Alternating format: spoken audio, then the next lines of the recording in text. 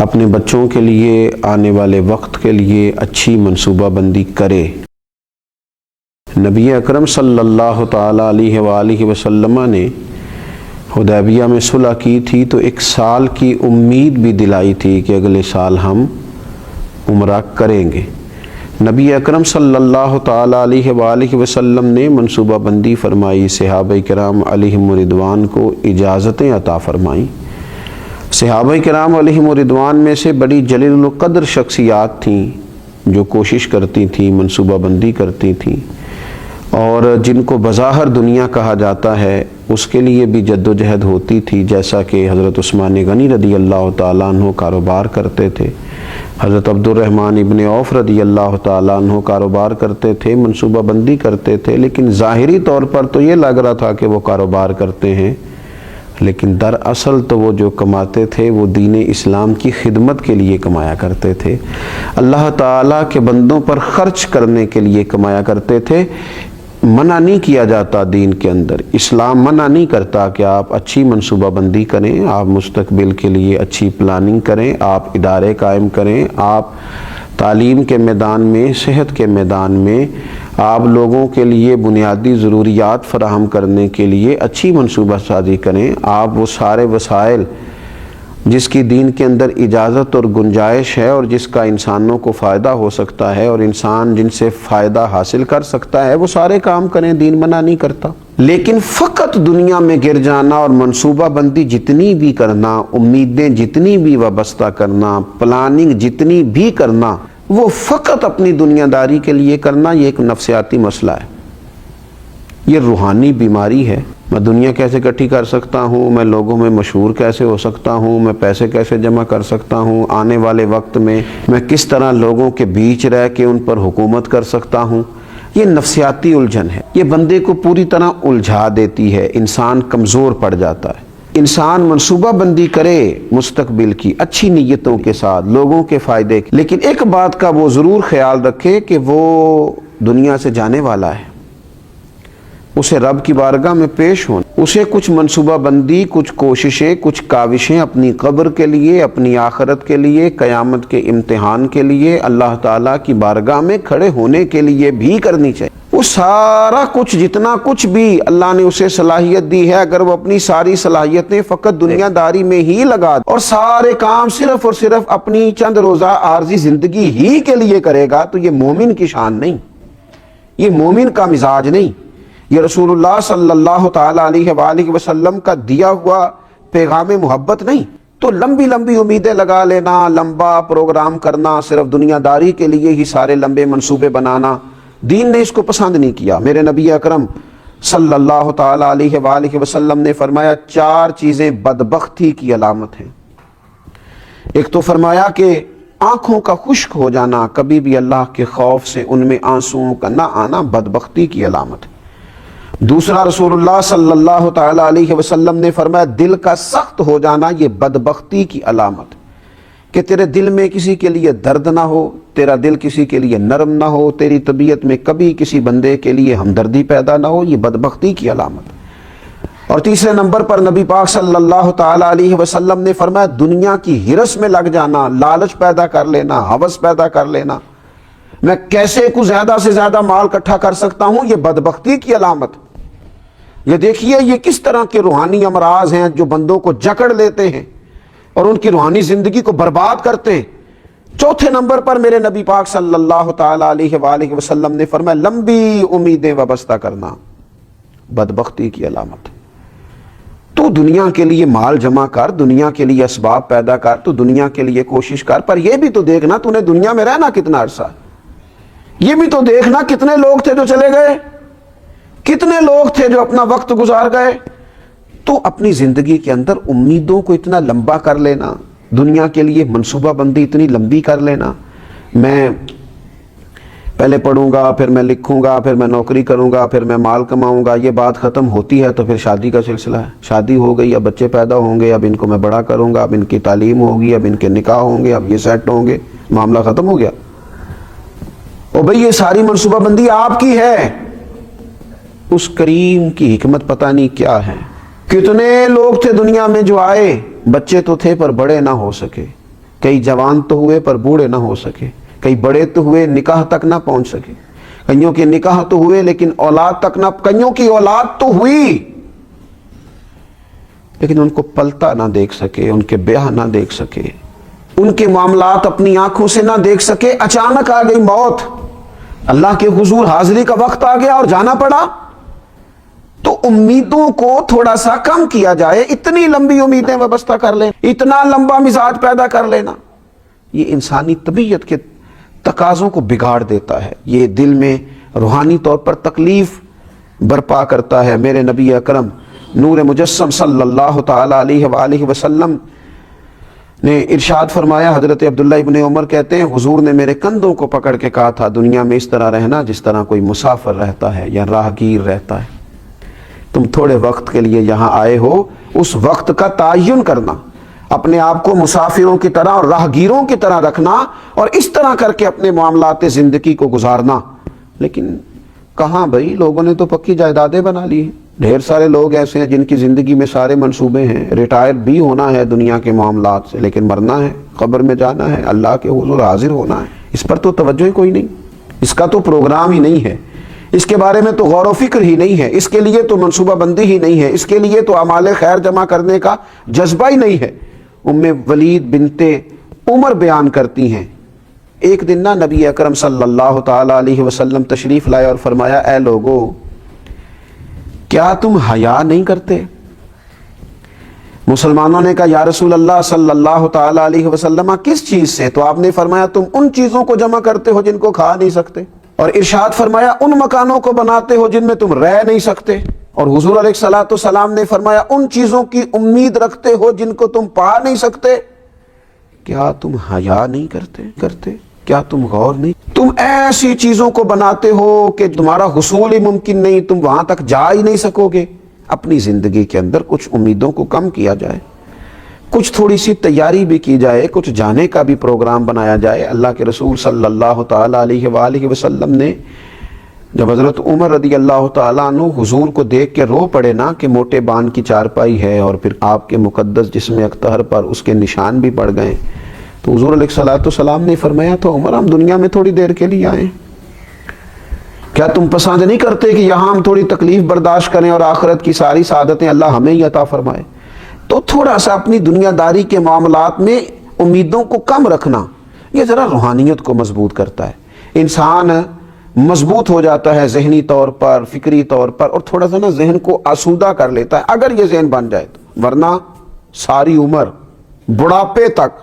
مال کی ہرس ہوس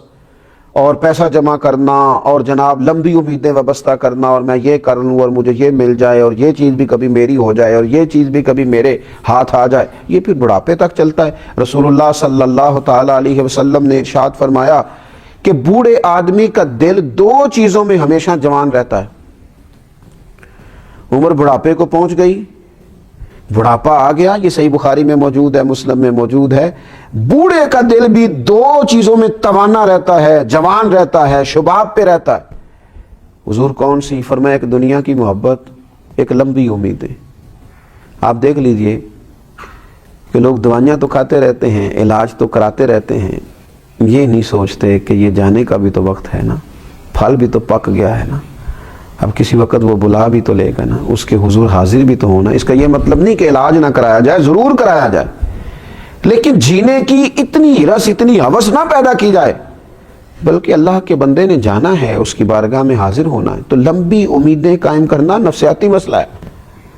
یہ لمبی امیدوں کا بنا لینا یہ روحانی طور پر کمزور کر دیتا ہے، بندے کے روحانی مسائل بن جاتے ہیں۔ اللہ تبارک و تعالی ہمیں اتنی ہی دنیا داری عطا کرے جتنی ہمارے حق میں بہتر ہے۔ اللہ تبارک و تعالی ہمیں صبر کی دولت عطا کرے، اللہ ہمیں قناعت کی توفیق عطا کرے، اللہ تعالی ہمیں اپنے فیصلوں پر راضی رہنے کی ہمت نصیب کرے۔ اللہ تبارک و تعالی ہمارے دلوں میں وہ جذبات پیدا کرے کہ جن جذبات کے ساتھ ہم اپنے رب کریم کو راضی کر سکیں۔ ایسی خواہشات ہی ہمارے دلوں میں نہ آئیں جو خواہشات دلوں کو توڑ دیں، طبیعتوں کو بے چین کر دیں، جو ایسی خواہشات ہوں جن کے پیچھے لگ کے ہمارے دل روحانیت سے نکل جائیں، اللہ تبارک و تعالیٰ کی محبت سے خدا نہ کرے دور ہو جائیں۔ اللہ تبارک و تعالیٰ اپنی رحمت ہم سب کے شامل حال فرمائے۔ العظیم اللہم صلی علی سیدنا و مولانا محمد معدن الجود والکرم وآلہ وصحبہ وبارک وسلم۔ الصلاۃ والسلام علیک یا سیدی یا رسول اللہ وعلی آلک واصحابک یا سیدی یا حبیب اللہ۔ حمد و صلاۃ کے بعد اللہ تبارک و تعالیٰ نے قرآن مجید میں ارشاد فرمایا کفار کے بارے میں، فرمایا ذرہم یاکلوا ویتمتعوا، آپ ان کو چھوڑ دیں کھانے کے لیے اور دنیاوی فائدہ اٹھانے کے لیے، ویلہہم الامل، اور انہیں ان کی امیدوں میں مشغول رہنے دیں، فسوف یعلمون، یہ ان قریب جان جائیں۔ کھانا پینا، برتنا، لمبی چوڑی امیدیں باندھنا، اس میں ہی ان کو مشغول رہنے دیں۔ اسلام لمبی امیدیں بنانے سے یا مستقبل کی منصوبہ بندی کرنے سے انسان کو منع نہیں کرتا۔ اپنے بچوں کے لیے، آنے والے وقت کے لیے اچھی منصوبہ بندی کرے۔ نبی اکرم صلی اللہ تعالیٰ علیہ وآلہ وسلم نے حدیبیہ میں صلح کی تھی تو 1 سال کی امید بھی دلائی تھی کہ اگلے سال ہم عمرہ کریں گے۔ نبی اکرم صلی اللہ تعالیٰ علیہ وآلہ وسلم نے منصوبہ بندی فرمائی، صحابہ کرام علیہم رضوان کو اجازتیں عطا فرمائیں۔ صحابہ کرام علیہم رضوان میں سے بڑی جلیل القدر شخصیات تھیں جو کوشش کرتی تھیں، منصوبہ بندی کرتی تھیں، اور جن کو بظاہر دنیا کہا جاتا ہے اس کے لیے بھی جد و جہد ہوتی تھی، جیسا کہ حضرت عثمان غنی رضی اللہ تعالیٰ عنہ کاروبار کرتے تھے، حضرت عبد الرحمن ابن عوف رضی اللہ تعالیٰ عنہ کاروبار کرتے تھے، منصوبہ بندی کرتے تھے، لیکن ظاہری طور پر تو یہ لگ رہا تھا کہ وہ کاروبار کرتے ہیں، لیکن دراصل تو وہ جو کماتے تھے وہ دین اسلام کی خدمت کے لیے کمایا کرتے تھے، اللہ تعالیٰ کے بندوں پر خرچ کرنے کے لیے کمایا کرتے تھے۔ منع نہیں کیا جاتا دین کے اندر، اسلام منع نہیں کرتا کہ آپ اچھی منصوبہ بندی کریں، آپ مستقبل کے لیے اچھی پلاننگ کریں، آپ ادارے قائم کریں، آپ تعلیم کے میدان میں، صحت کے میدان میں، آپ لوگوں کے لیے بنیادی ضروریات فراہم کرنے کے لیے اچھی منصوبہ سازی کریں، آپ وہ سارے وسائل جس کی دین کے اندر اجازت اور گنجائش ہے اور جس کا انسانوں کو فائدہ ہو سکتا ہے اور انسان جن سے فائدہ حاصل کر سکتا ہے وہ سارے کام کریں، دین منع نہیں کرتا۔ لیکن فقط دنیا میں گر جانا اور منصوبہ بندی جتنی بھی کرنا، امیدیں جتنی بھی وابستہ کرنا، پلاننگ جتنی بھی کرنا، وہ فقط اپنی دنیا داری کے لیے کرنا، یہ ایک نفسیاتی مسئلہ ہے، یہ روحانی بیماری ہے۔ میں دنیا کیسے اکٹھی کر سکتا ہوں، میں لوگوں میں مشہور کیسے ہو سکتا ہوں، میں پیسے کیسے جمع کر سکتا ہوں، آنے والے وقت میں میں کس طرح لوگوں کے بیچ رہ کے ان پر حکومت کر سکتا ہوں، یہ نفسیاتی الجھن ہے، یہ بندے کو پوری طرح الجھا دیتی ہے، انسان کمزور پڑ جاتا ہے۔ انسان منصوبہ بندی کرے مستقبل کی اچھی نیتوں کے ساتھ لوگوں کے فائدے کے لیے، لیکن ایک بات کا وہ ضرور خیال رکھے کہ وہ دنیا سے جانے والا ہے، اسے رب کی بارگاہ میں پیش ہونا ہے، اسے کچھ منصوبہ بندی، کچھ کوششیں، کچھ کاوشیں اپنی قبر کے لیے، اپنی آخرت کے لیے، قیامت کے امتحان کے لیے، اللہ تعالیٰ کی بارگاہ میں کھڑے ہونے کے لیے بھی کرنی چاہیے۔ وہ سارا کچھ، جتنا کچھ بھی اللہ نے اسے صلاحیت دی ہے، اگر وہ اپنی ساری صلاحیتیں فقط دنیا داری میں ہی لگا دے اور سارے کام صرف اور صرف اپنی چند روزہ عارضی زندگی ہی کے لیے کرے گا تو یہ مومن کی شان نہیں، یہ مومن کا مزاج نہیں، یہ رسول اللہ صلی اللہ تعالیٰ علیہ وآلہ وسلم کا دیا ہوا پیغام محبت نہیں۔ تو لمبی لمبی امیدیں لگا لینا، لمبا پروگرام کرنا، صرف دنیا داری کے لیے ہی سارے لمبے منصوبے بنانا، دین نے اس کو پسند نہیں کیا۔ میرے نبی اکرم صلی اللہ تعالیٰ علیہ وآلہ وسلم نے فرمایا 4 چیزیں بدبختی کی علامت ہیں۔ ایک تو فرمایا کہ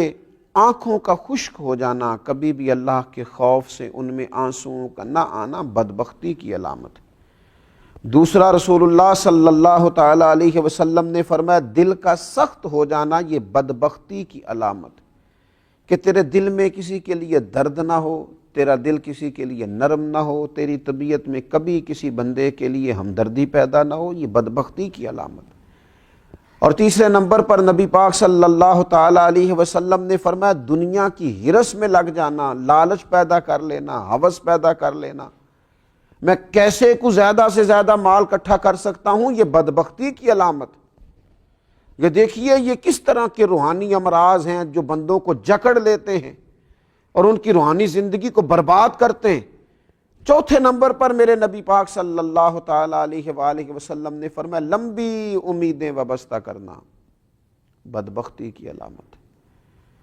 تو دنیا کے لیے مال جمع کر، دنیا کے لیے اسباب پیدا کر، تو دنیا کے لیے کوشش کر، پر یہ بھی تو دیکھنا تو نے دنیا میں رہنا کتنا عرصہ،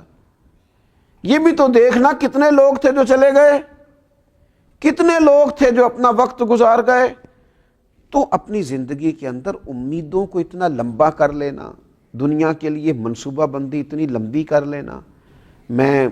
پہلے پڑھوں گا، پھر میں لکھوں گا، پھر میں نوکری کروں گا، پھر میں مال کماؤں گا، یہ بات ختم ہوتی ہے تو پھر شادی کا سلسلہ ہے، شادی ہو گئی، اب بچے پیدا ہوں گے، اب ان کو میں بڑا کروں گا، اب ان کی تعلیم ہوگی، اب ان کے نکاح ہوں گے، اب یہ سیٹ ہوں گے، معاملہ ختم ہو گیا۔ اور بھئی یہ ساری منصوبہ بندی آپ کی ہے، اس کریم کی حکمت پتہ نہیں کیا ہے۔ کتنے لوگ تھے دنیا میں جو آئے، بچے تو تھے پر بڑے نہ ہو، کئی جوان تو ہوئے پر بوڑھے نہ ہو سکے، کئی بڑے تو ہوئے نکاح تک نہ پہنچ سکے، کئیوں کے نکاح تو ہوئے لیکن اولاد تک نہ، کئیوں کی اولاد تو ہوئی لیکن ان کو پلتا نہ دیکھ سکے، ان کے بیاہ نہ دیکھ سکے، ان کے معاملات اپنی آنکھوں سے نہ دیکھ سکے۔ اچانک آ گئی موت، اللہ کے حضور حاضری کا وقت آ گیا اور جانا پڑا۔ تو امیدوں کو تھوڑا سا کم کیا جائے، اتنی لمبی امیدیں وابستہ کر لینا، اتنا لمبا مزاج پیدا کر لینا، یہ انسانی طبیعت کے تقاضوں کو بگاڑ دیتا ہے، یہ دل میں روحانی طور پر تکلیف برپا کرتا ہے۔ میرے نبی اکرم نور مجسم صلی اللہ تعالی علیہ وآلہ وسلم نے ارشاد فرمایا، حضرت عبداللہ ابن عمر کہتے ہیں حضور نے میرے کندھوں کو پکڑ کے کہا تھا دنیا میں اس طرح رہنا جس طرح کوئی مسافر رہتا ہے یا راہگیر رہتا ہے، تم تھوڑے وقت کے لیے یہاں آئے ہو، اس وقت کا تعین کرنا، اپنے آپ کو مسافروں کی طرح اور راہگیروں کی طرح رکھنا اور اس طرح کر کے اپنے معاملات زندگی کو گزار۔ کہاں بھائی، لوگوں نے تو پکی جائیدادیں بنا لی ہیں، ڈھیر سارے لوگ ایسے ہیں جن کی زندگی میں سارے منصوبے ہیں، ریٹائر بھی ہونا ہے دنیا کے معاملات سے، لیکن مرنا ہے، قبر میں جانا ہے، اللہ کے حضور حاضر ہونا ہے، اس پر تو توجہ ہی کوئی نہیں، اس کا تو پروگرام ہی نہیں ہے، اس کے بارے میں تو غور و فکر ہی نہیں ہے، اس کے لیے تو منصوبہ بندی ہی نہیں ہے، اس کے لیے تو اعمال خیر جمع کرنے کا جذبہ ہی نہیں ہے۔ ولید بنت عمر بیان کرتی ہیں، ایک دن نا نبی اکرم صلی اللہ تعالی علیہ وسلم تشریف لائے اور فرمایا اے لوگو کیا تم حیا نہیں کرتے؟ مسلمانوں نے کہا یا رسول اللہ صلی اللہ تعالی علیہ وسلم کس چیز سے؟ تو آپ نے فرمایا تم ان چیزوں کو جمع کرتے ہو جن کو کھا نہیں سکتے، اور ارشاد فرمایا ان مکانوں کو بناتے ہو جن میں تم رہ نہیں سکتے، اور حضور علیہ الصلوۃ والسلام نے فرمایا ان چیزوں کی امید رکھتے ہو جن کو تم پا نہیں سکتے۔ کیا تم حیا نہیں کرتے؟ کیا تم غور نہیں؟ تم ایسی چیزوں کو بناتے ہو کہ تمہارا حصول ہی ممکن نہیں، تم وہاں تک جا ہی نہیں سکو گے۔ اپنی زندگی کے اندر کچھ امیدوں کو کم کیا جائے، کچھ تھوڑی سی تیاری بھی کی جائے، کچھ جانے کا بھی پروگرام بنایا جائے۔ اللہ کے رسول صلی اللہ تعالی علیہ وآلہ وسلم نے جب حضرت عمر رضی اللہ تعالیٰ عنہ حضور کو دیکھ کے رو پڑے نا کہ موٹے بان کی چارپائی ہے اور پھر آپ کے مقدس جسم اکتہر پر اس کے نشان بھی پڑ گئے، تو حضور علیہ الصلوۃ والسلام نے فرمایا تو عمر ہم دنیا میں تھوڑی دیر کے لیے آئے، کیا تم پسند نہیں کرتے کہ یہاں ہم تھوڑی تکلیف برداشت کریں اور آخرت کی ساری سعادتیں اللہ ہمیں ہی عطا فرمائے؟ تو تھوڑا سا اپنی دنیا داری کے معاملات میں امیدوں کو کم رکھنا، یہ ذرا روحانیت کو مضبوط کرتا ہے، انسان مضبوط ہو جاتا ہے ذہنی طور پر، فکری طور پر، اور تھوڑا سا نا ذہن کو آسودہ کر لیتا ہے اگر یہ ذہن بن جائے تو، ورنہ ساری عمر بڑھاپے تک مال کی ہرس، ہوس اور پیسہ جمع کرنا اور جناب لمبی امیدیں وابستہ کرنا، اور میں یہ کر لوں اور مجھے یہ مل جائے اور یہ چیز بھی کبھی میری ہو جائے اور یہ چیز بھی کبھی میرے ہاتھ آ جائے، یہ پھر بڑھاپے تک چلتا ہے۔ رسول اللہ صلی اللہ تعالیٰ علیہ وسلم نے ارشاد فرمایا